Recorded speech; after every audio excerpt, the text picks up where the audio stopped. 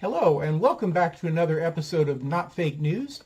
I'm your correspondent, Commander Cody, and today we're going to try an extra long edited version of an article entitled In Case of Emergency by Elizabeth Goitein, as published in the January-February 2019 issue of The Atlantic. Now, as I note that this reading is heavily edited, and people who would like to see the entire magazine article should look it up in The Atlantic. And here we go. Quote, in the weeks leading up to the 2018 midterm elections, President Donald Trump reached deep into his arsenal to try to deliver votes for Republicans. Most of his weapons were rhetorical, featuring a mix of lies and false inducements, claims that every congressional Democrat had signed on to an open borders bill, when none had, that liberals were fomenting violent mobs, they weren't, that a 10% tax cut for the middle class would somehow pass Congress while it was out of session. It didn't. But a few involved the aggressive use and threatened misuse of presidential authority. He sent thousands of active duty soldiers to the southern border to terrorize a distant caravan of desperate Central American migrants, announced plans to end the constitutional guarantee of birthright citizenship by executive order, and tweeted that law enforcement had been strongly notified to be on the lookout for illegal voting. These measures failed to carry the day, and Trump will likely conclude that they were too timid. How much further might he go in 2020 when his own name is on the ballot, or sooner than that if he's facing impeachment is the process of being totally enveloped by a large furry fruit by a House under Democratic control? More is at stake here than the outcome of one or even two elections. Trump has long signaled his disdain for the concepts of limited presidential power and democratic rule. During his 2016 campaign, he praised murderous dictators. He declared that his opponent, Hillary Clinton, would be in jail if he were president, goading crowds into frenzied chants of "lock her up." He hinted that he might not accept an electoral loss. As democracies around the world slide into autocracy, and nationalism and anti-democratic sentiment are on vivid display among segments of the American populace, Trump's evident hostility to key elements of liberal democracy cannot be dismissed as mere bluster.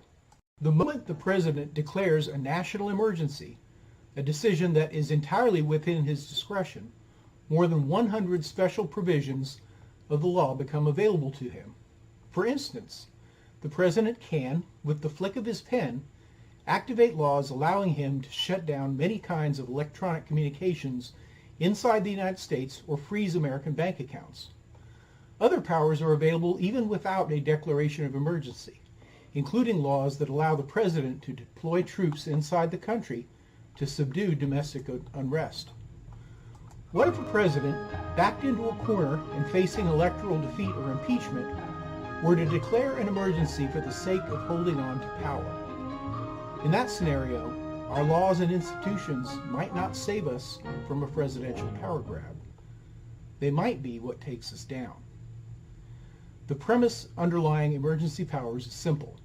The government's ordinary powers might be insufficient in a crisis, and amending the law to provide greater ones might be too slow and cumbersome. Emergency powers are meant to give the government a temporary boost until the emergency passes or there is time to change the law through normal legislative processes.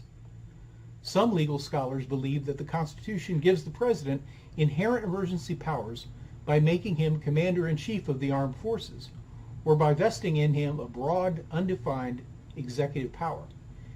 At key points in American history, presidents have cited inherent constitutional powers when taking drastic actions that were not authorized, or in some cases, were explicitly prohibited by the Constitution.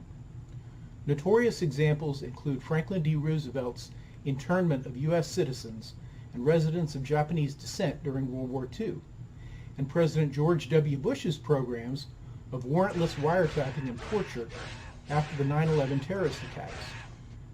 President Lincoln conceded that his unilateral suspension of habeas corpus during the Civil War was constitutionally questionable, but defended it as necessary to preserve the Union. In short, the outer boundary of the President's constitutional authority during emergencies remains poorly defined.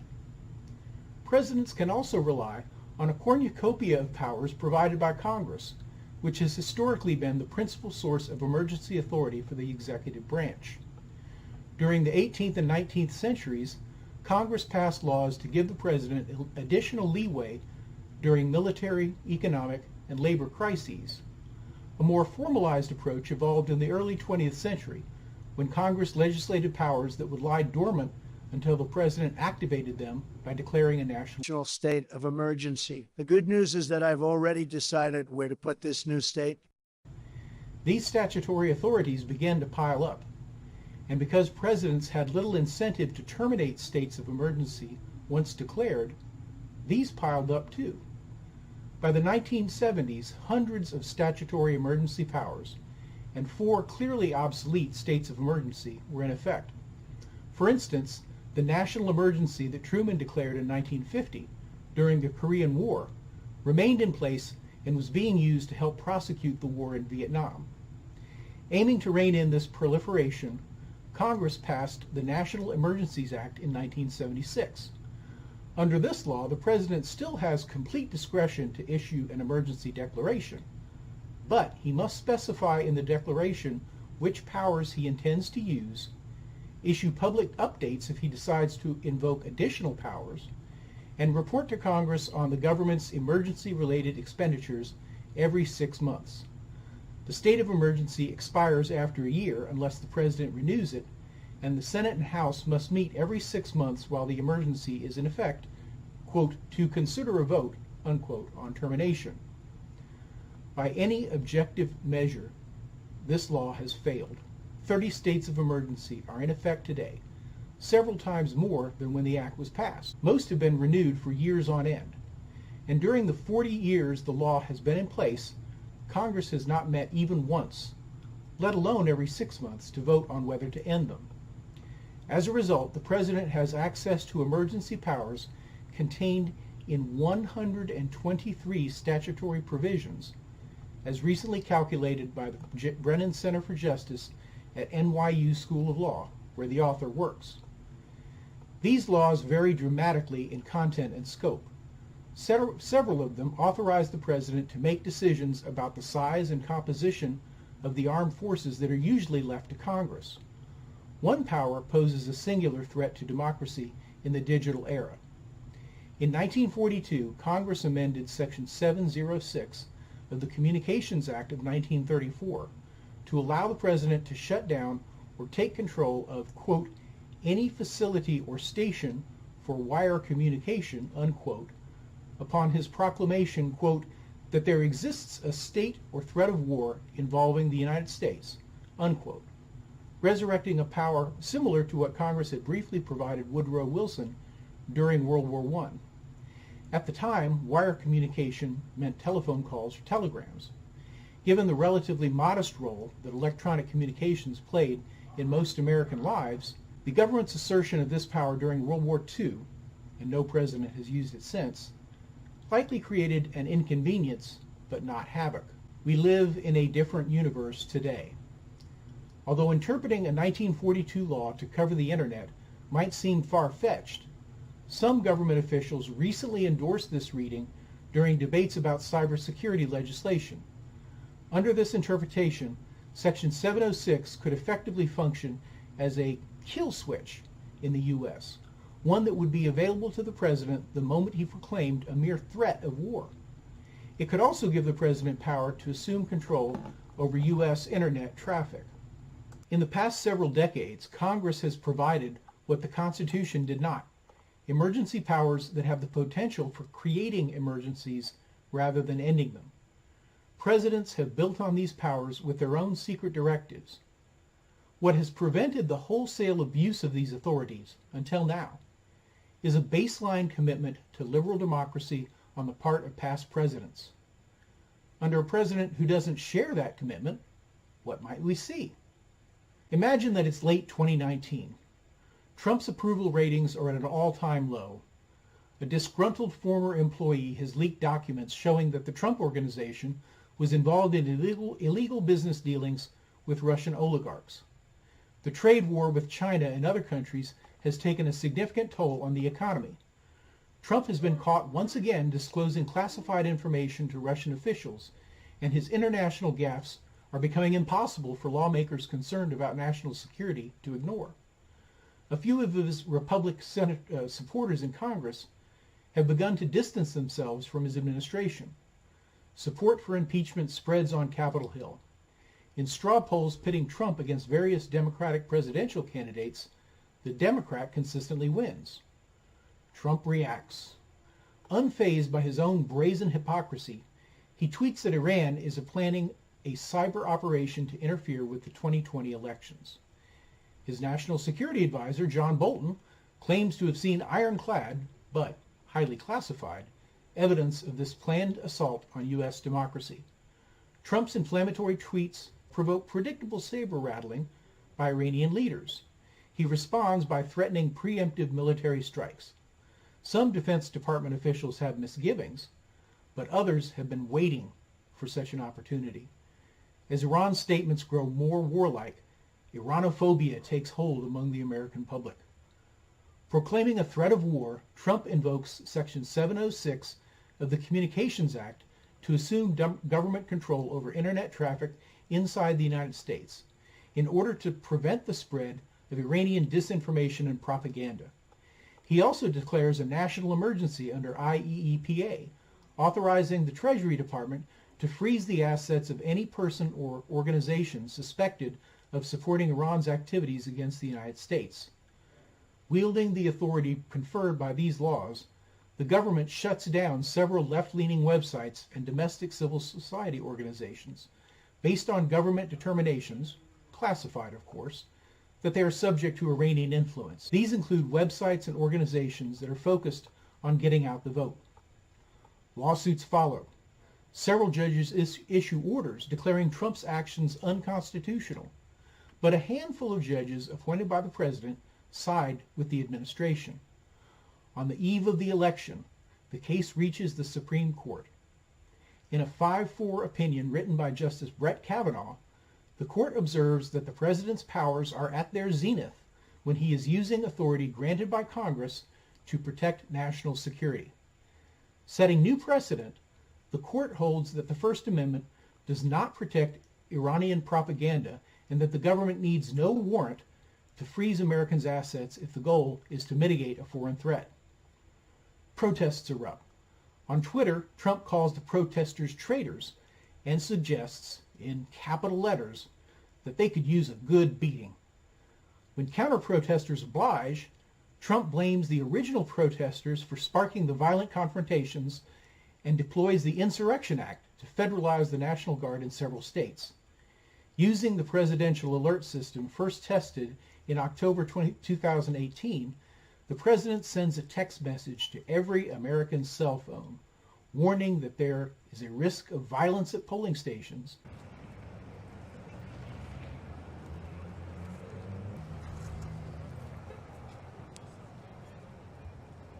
and that troops will be deployed as necessary to keep order. Some members of opposition groups are frightened into staying home on Election Day. Other people simply can't find accurate information online about voting. With turnout at a historical low, a president who was facing impeachment just a few months earlier handily wins re-election and marks his victory by renewing the state of emergency.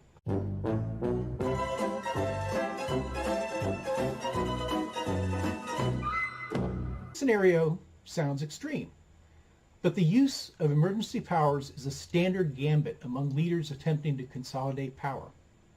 Authoritarians Trump has openly claimed to admire, including the Philippines' Rodrigo Duterte and Turkey's Recep Tayyip Erdogan, have gone this route.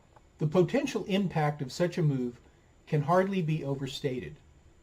In Congress, in an early morning tweet, Trump lamented that search engines were rigged to serve up negative articles about him. Later that day, the administration said it was looking into regulating the big internet companies. Quote, "I think that Google and Twitter and Facebook They're really treading on very, very troubled territory, and they have to be careful, unquote, Trump warned. If the government were to take control of U.S. internet infrastructure, Trump could accomplish directly what he threatened to do by regulation: ensure that internet searches always return a pro-Trump content as the top results. The government would also have the ability to impede domestic access to particular websites, including social media platforms. It could monitor emails or prevent them from reaching their destination.